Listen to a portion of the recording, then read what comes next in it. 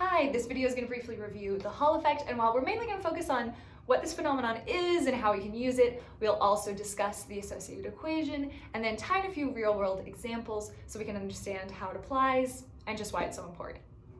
The first thing we're going to use the Hall effect for is to determine whether we have a positive or a negative charge carrying the current through our material. And we're going to talk about a couple of different kinds of material. We're going to talk about conductors and semiconductors. Now, a good example of a conductor would be a metal because they have a ton of free electrons floating around, right? And these free electrons can flow easily through the material, through the metal, and therefore the electric current can flow easily through that metal. Semiconductors, on the other hand, are very important in all of our electronics, but they're a little bit different. In semiconductors, sometimes the current is carried by electrons, just like it is in metals, but sometimes it's carried by something called an electron hole, or simply just a hole. And now a hole, we're going to picture it like a little bubble in our electron sea. So it's this little space that's missing electrons, and this absence of electrons means that it's a little space with a net positive charge. So this little bubble in our electron sea is going to act just like a positive charge would moving through our material. But let's conceptualize this visually. Here we have a tank of water with two little fish friends in it, and here is a tube that's pushing air out, causing bubbles to rise to the surface. So when our green fish friend looks at this situation, he says, oh, the bubbles are moving up. But the red fish, who's clearly a little pretentious, is like, technically, the water is moving down to fill the space where the bubble once was.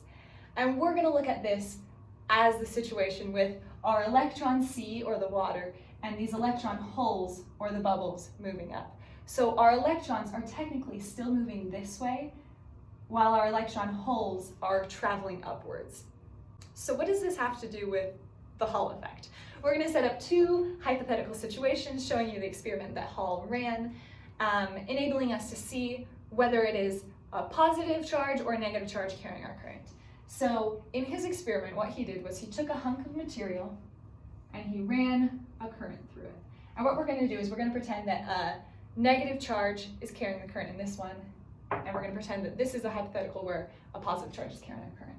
So we're going to have a current going to the right in both situations, and here we'll draw a negative charge or an electron, and here we'll draw a positive charge or an electron hole. And what do we know about negatively charged particles or electrons? They go opposite the direction of the current. So this velocity is going to the left, but positively charged particles or electron holes go the same direction as the current.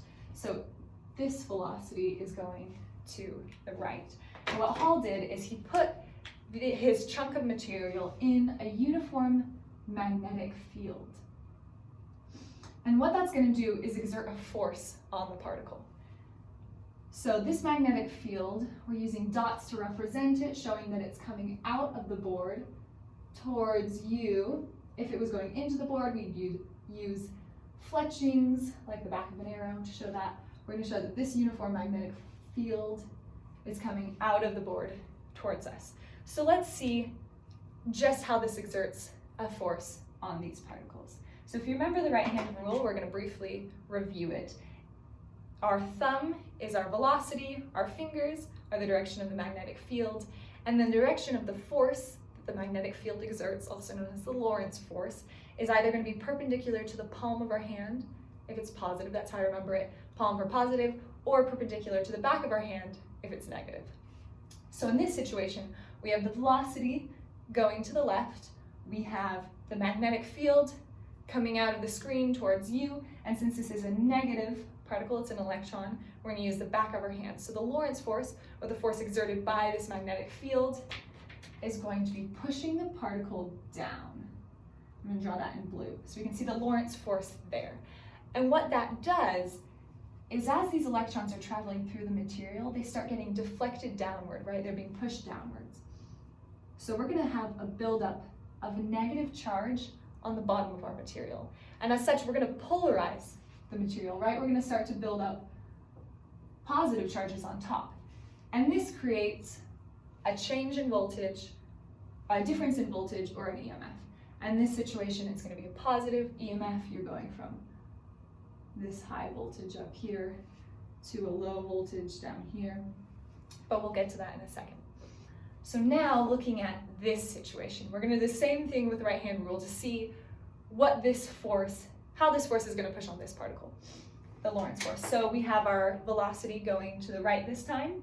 Our magnetic field is still coming out of the board towards you, and since this is a positively charged particle, we're going to use the palm of our hand, perpendicular palm of our hand, is also down. So the Lorentz force is going to push this particle down as well. But now we're going to get a buildup of positive charge on the bottom right. As we polarize our material again, we're going to see the exact opposite of what happened when an electron was carrying our current. So in this situation, when an electron hole is carrying our current, we see the opposite, right? The signs are switched. So our EMF that's created is also going to have the opposite sign. That's going to be a negative EMF that's created. And if we were to take a voltmeter and we were to measure them, we would also be able to see that. Oh, and I briefly forgot to mention, but what happens when we start to have a lot of buildup of positively charged particles on the bottom here?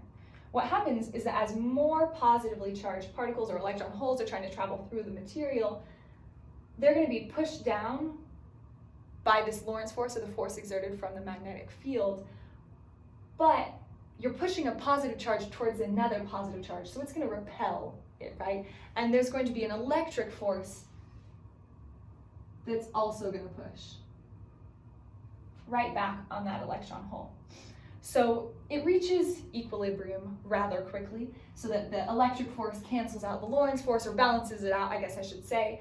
And any new particles, whether we had it in this situation as well, if we had any more electrons traveling through, they would just travel straight as if there was no force from the magnetic field or the electric field, because the magnetic field is trying to push them downward, but the negative charge that's already built up here is pushing them right back up just as much. So I realize I just threw a bunch of information at you, but let's talk about the implications of what we're seeing here. So we're seeing a difference in voltage being created, right? A positive EMF or a negative EMF. So now we're going to talk about, if we wanted to be able to calculate that EMF, how would we go about doing that? So let's talk about this first piece of information that we have, the fact that our electric force is equal to our Lorentz force, right? We see that those balance each other out pretty quickly. And what do we know about these two forces? Well, we know that the Lorentz force, or the force exerted by the magnetic field, is represented by the charge of the particle times the velocity times the strength of the magnetic field. So we see this QVB over here, right? And we know that the electric force that's being exerted is equal to Q, or the charge of the particle, times the electric field.